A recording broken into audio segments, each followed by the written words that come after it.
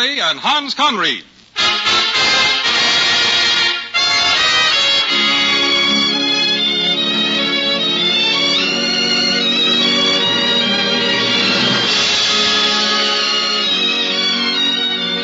From Hollywood, the Mutual Network, in cooperation with Family Theater Incorporated, brings you MacDonald Carey and Hans Conried in Sir Walter Scott's immortal Ivanhoe. To introduce the drama, your host and narrator, MacDonald Carey.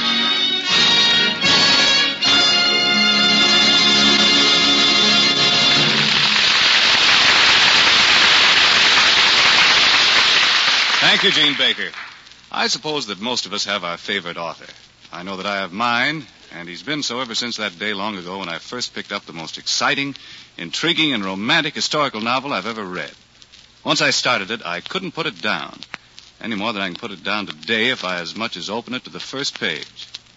This favorite author of mine is Sir Walter Scott, and the novel is his famous historical classic, Ivanhoe. That is why it is such a pleasure for me to tell it to you tonight on Family Theater. Hans Conried will portray the famous knight-errant of its title. Come with us, then, back to the days when knighthood was in flower. The romantic, chivalrous days of Sir Walter Scott's unforgettable Ivanhoe.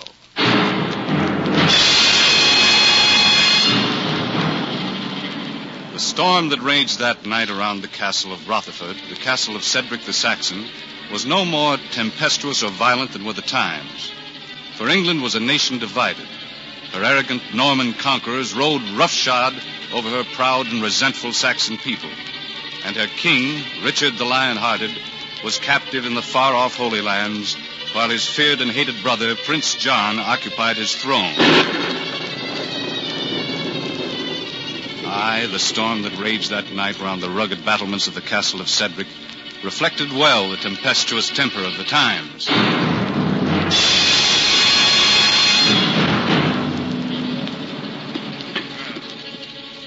But let me take you now, within those castle walls, into the huge raftered dining hall. Cedric the Saxon is offering hospitality to several travelers who have sought shelter from the storm. I pray that one day I may return thy hospitality, Sir Cedric.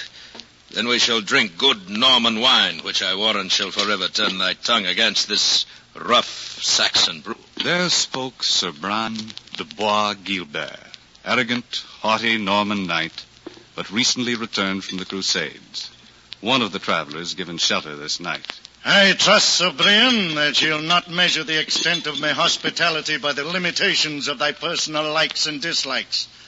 While you remain here, all within these walls is yours to command. And there spoke rough-hewn and honest Cedric the Saxon, overlord of Rotherford, host to the motley gathering.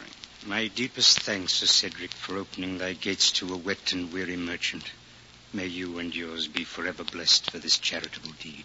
There is elderly Isaac of York, whose high, square, yellow cap of peculiar fashion, assigned by law, proclaimed his religion for all to see.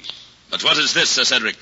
Is the defender of the Holy Sepulchre to be forced to abide the presence of this dog of an unbeliever? It is well that my guardian's castle does not reserve its hospitality for only those who meet with thy Norman approval, Sir Brian.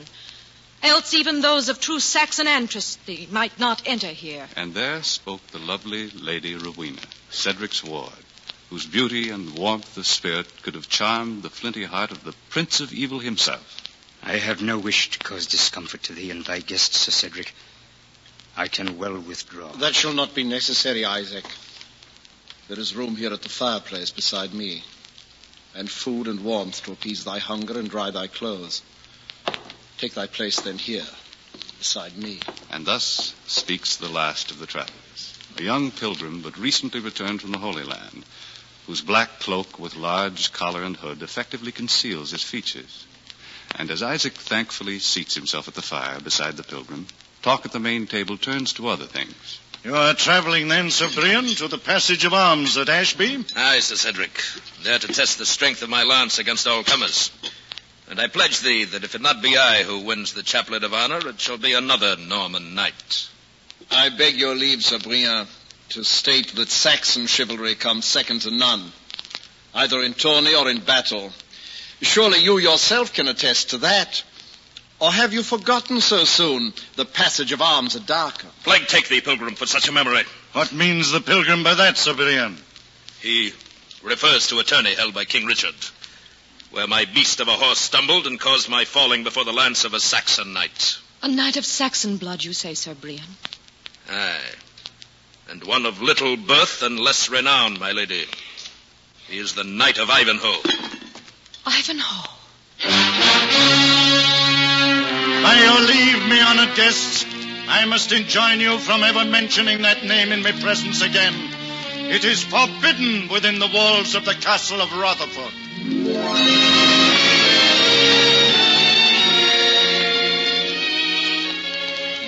It is shortly after Sir Cedric's startling announcement that the pilgrim makes his way toward the quarters assigned him.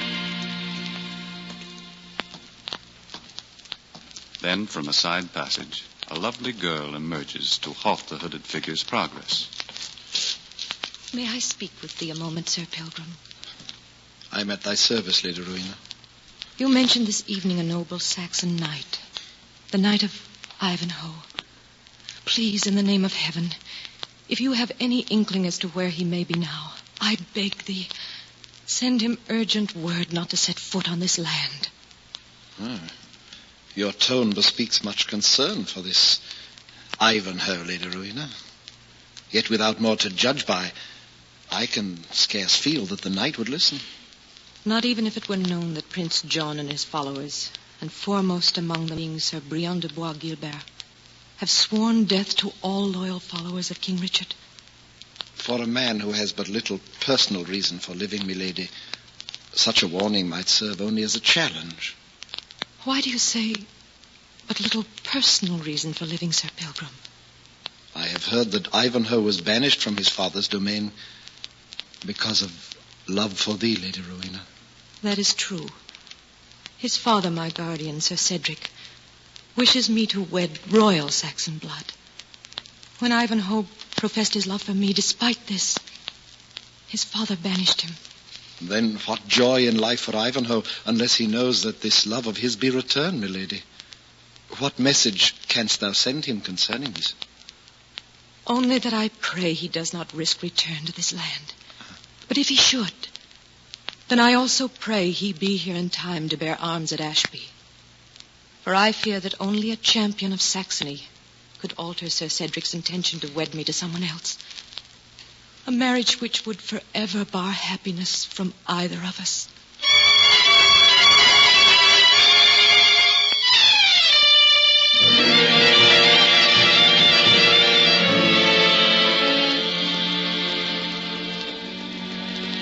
It is early the next morning when Isaac of York makes his solitary way through the postern gate and rides off into Sherwood Forest.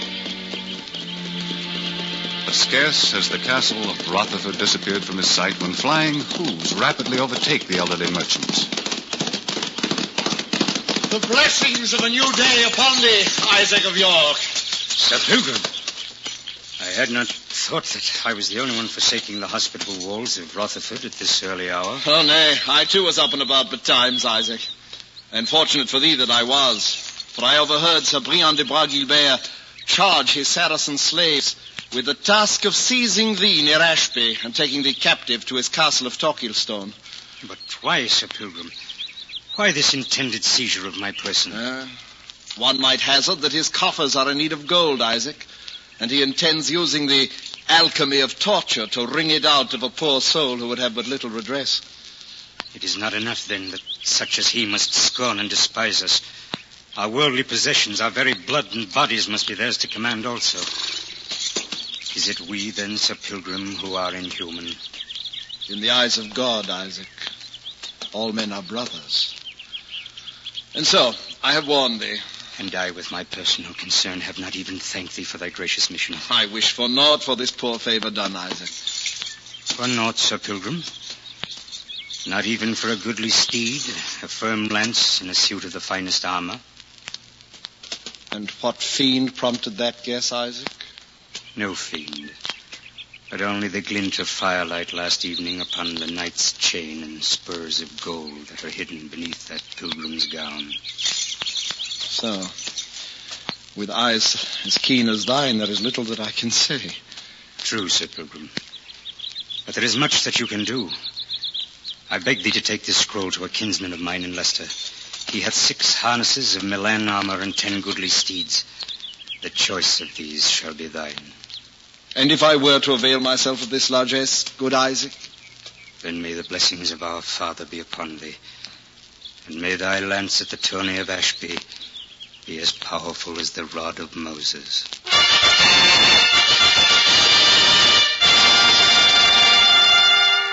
It is color that sets the mood on the day of the tourney at Ashby. The proud colors of the pennons of the combatant knights. The gay and lovely colors of the gowns of their beloved ladies. And the rich green of the thick turf upon the field of honor, soon to be stained with the red of proud blood, as armor-clad knights clash in mortal combat for glory and the favored smile of their ladies' fair. These, then, are the colors of the lists at Ashby.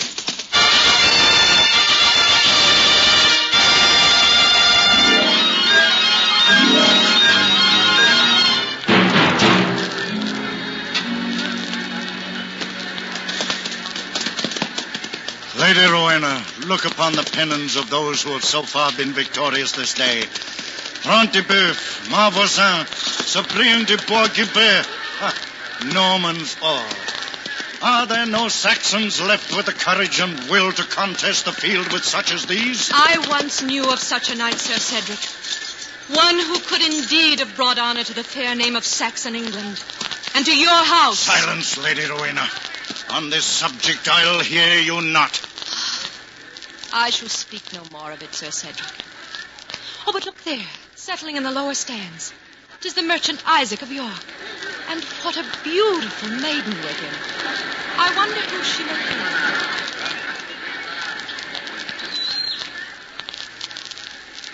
She's not likely to revel in such bloody sport as is here displayed, Father. Nor do I find it in my heart to enjoy it, Rebecca. Then why remain? From what the pilgrims said, your very life is in danger from that arrogant Norman knight upon the field. In my humble way, child, I have endeavored to repay the pilgrim's kindness by furthering his wishes. Whether I have succeeded should be borne out on that field today. I wish to be witness to it. But unless more challengers ride out shortly, the tourney shall be over. And Sir Brian de Bois-Guilbert crowned champion. What an... But you see, Rebecca, another challenger is entering the field. And judging by the strange device upon his shield, whatever risks I may have taken shall soon be amply repaid.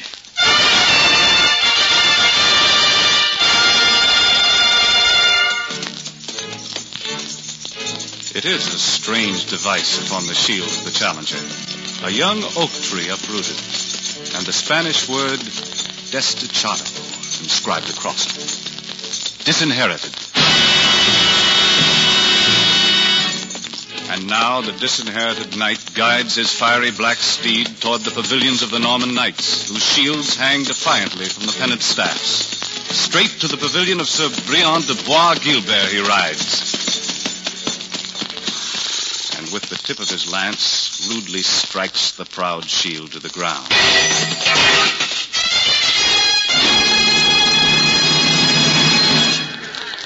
A rude challenge, Sir Knight. Your skill at arms had best be more polished.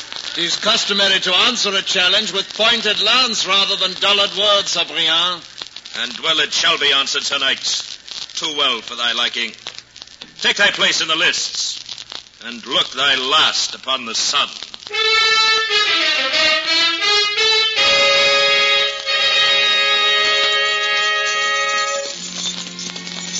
Now the two knights ride to opposite ends of the green field, rein their animals around, and couch their lances. An ominous hush falls over the lists as the two armored giants face each other, and the trumpets give the signal for combat to begin.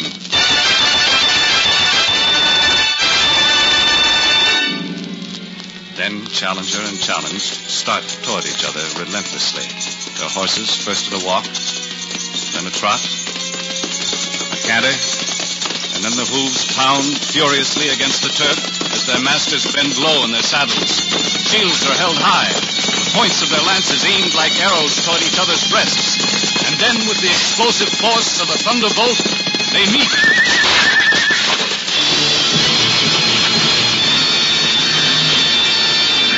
And Sir Briand de Bois Guilbert has been unhorsed.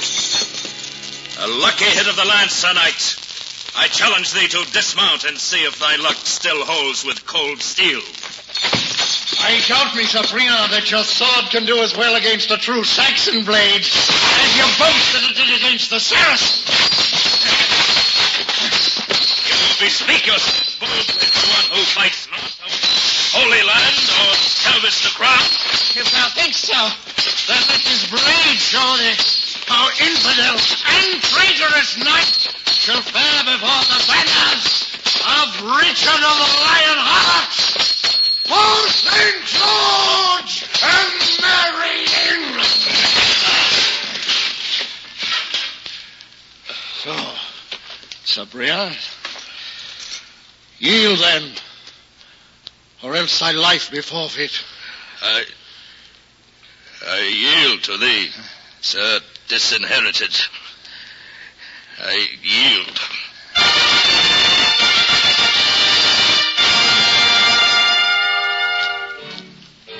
And so it was that the great passage of arms at Ashby came to an end. And shortly after, the disinherited knight, his visor still closed, approached the appointed queen of love and beauty, the Lady Rowena, to receive the prized chaplet of victory from her hands. Brave knight, thy valorous deeds have earned thee well this chaplet of honor. But before I bestow it upon thee, is it not meet that thy identity become known? I beg of thee, fair lady, allow me to receive the chaplet, still helmeted and unknown. For my house and lineage matter not. Hath it not been said that by a man's deeds so shall ye know? So shall ye know. Sir Cedric, he must be badly hurt. Calm thyself, Lady Rowena. I'll have his helmet removed in a trice. There, and now we may... Sir Cedric, the disinherited knight, our Saxon champion is... Aye, Rowena, he is my son. The son who, for love of thee, I banished from his sight forever. Ivanhoe.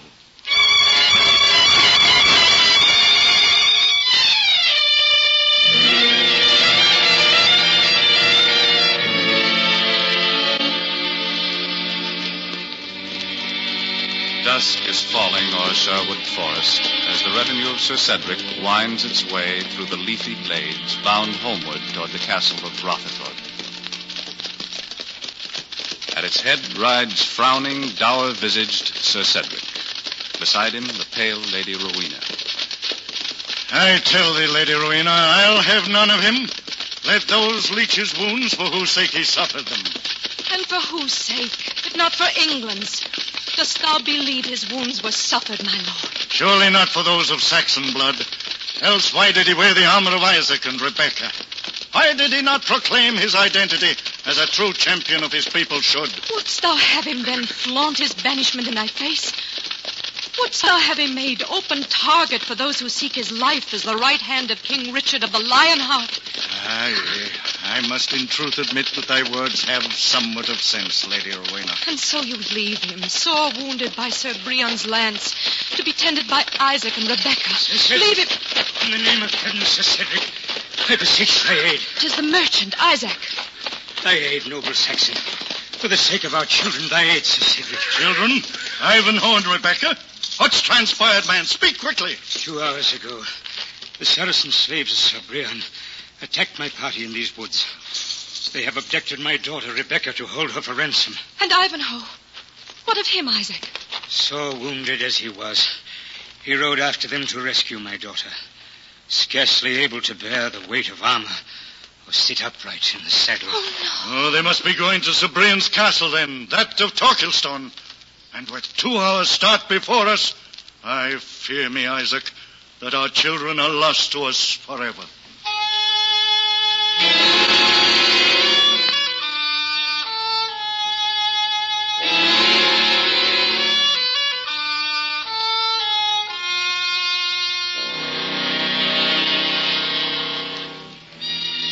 Grey and moss-brown battlements of the castle Torquilstone loom large and forbidding in the dull half-light of a sunless dawn.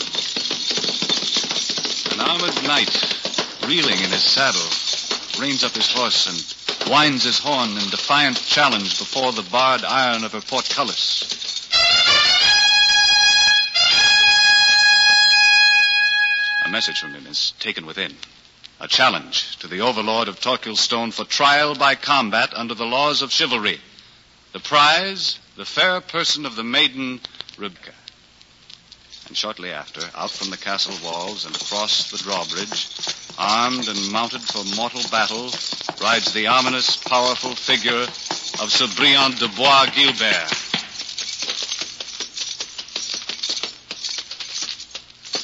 Ivanhoe! To enter the field of combat for one such as Rebecca is indeed a fool's challenge.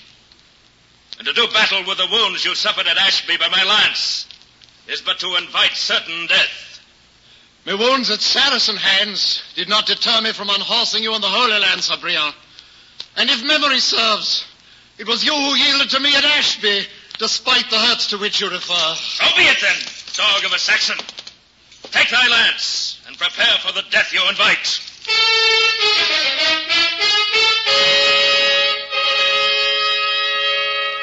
And so, once again, arrogant Norman and brave Saxon face each other with couched lances across the green turf of a field of honor. Once again, they move toward each other with mortal intent, flying hooves pounding the turf like drums of doom. And once again, they meet with the fury of the thunderbolt.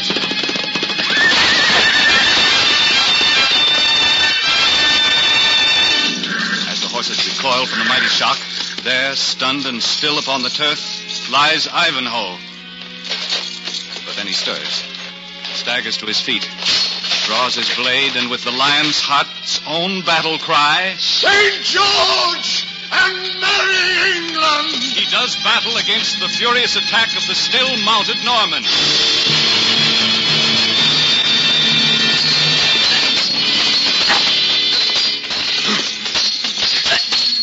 Yield thee, Ivanhoe! Yield, I say! Never, Sir Briand, whilst yet there remains strength in this forearm. And you wish, you senseless fool! The edge of my steel shall bring thy end to pass most quickly. Death to King Richard! Death to the Saxon!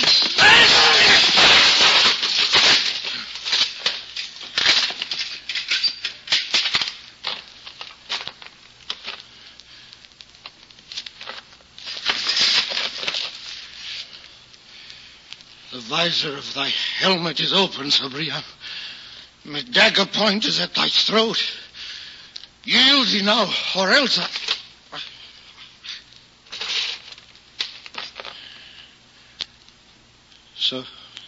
So be it, proud Norman. You have yielded then to a far greater power than I.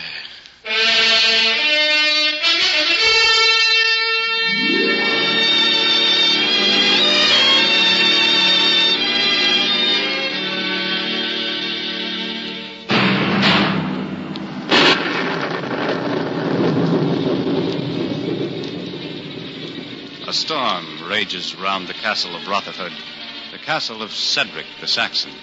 But within its huge raftered dining hall, weary travelers are given warming shelter at the massive hearth. Know ye then, all who sit here at me table, the measure of me hospitality is limited not. All within these walls is yours to command. There spoke rough-hewn, honest Cedric, overlord of Rotherford. My heart is filled to overflowing, Sir Cedric, for what you and yours have done for me and mine. And surely thou knowest that my prayers echo those of my father. May heaven bless thee forever. There spoke Isaac of York and his fair daughter Rebecca. who here have found some momentary surcease from the tragic persecution of their kind. Nay, Rebecca, Isaac, rather let us thank thee. For if not for you, he who is now my betrothed would not this day be alive. There, the lovely Lady Rowena, lovelier than ever now, as she turns to gaze at the tall, stalwart knight beside her. Aye, and the thanks of thy liege lord, Richard of the Lion Heart, go out to thee too. For my mission here in England, to scout out his enemies, could ne'er have been otherwise accomplished. And thus speaks he whose tale now has been told. Pilgrim, disinherited one, chivalrous son of Saxony, and flower of knights errant, Sir Ivanhoe. And we leave him now, as he and those he loves in the castle of Rotherford toast their brave challenge to the storm raging outside, and to the storm of their tempestuous times. To St. George and merry England! To St. George and merry England!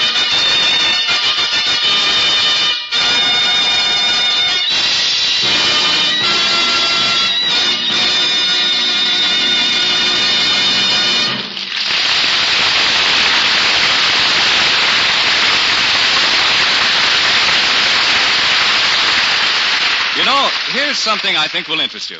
During the past 2.5 years, hundreds of stars have appeared on Family Theater, many of them several times.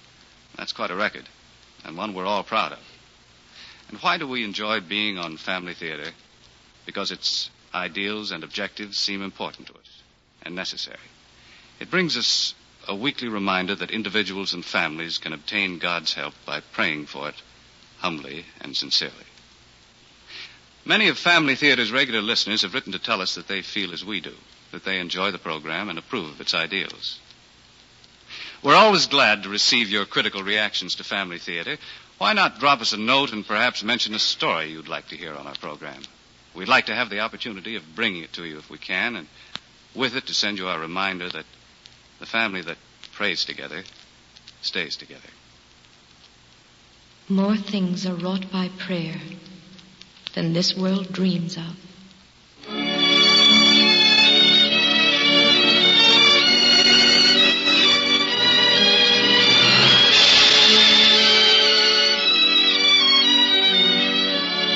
From Hollywood, Family Theater has brought you MacDonald Carey and Hans Conried in Sir Walter Scott's Ivanhoe.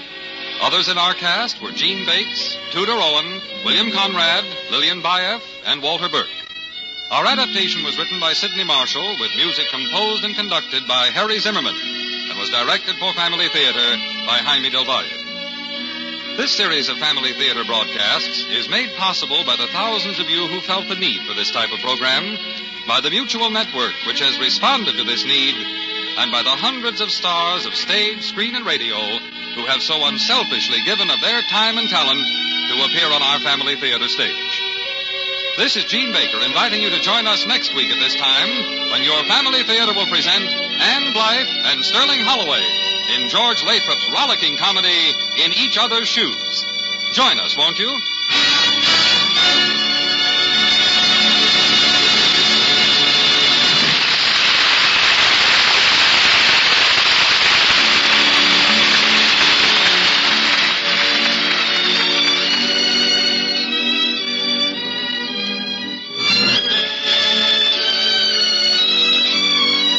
Family Theater is heard in Canada through the facilities of the Canadian Broadcasting Corporation and is broadcast to our troops overseas by the Armed Forces Radio Service. This is the world's largest network, the Mutual Broadcasting System.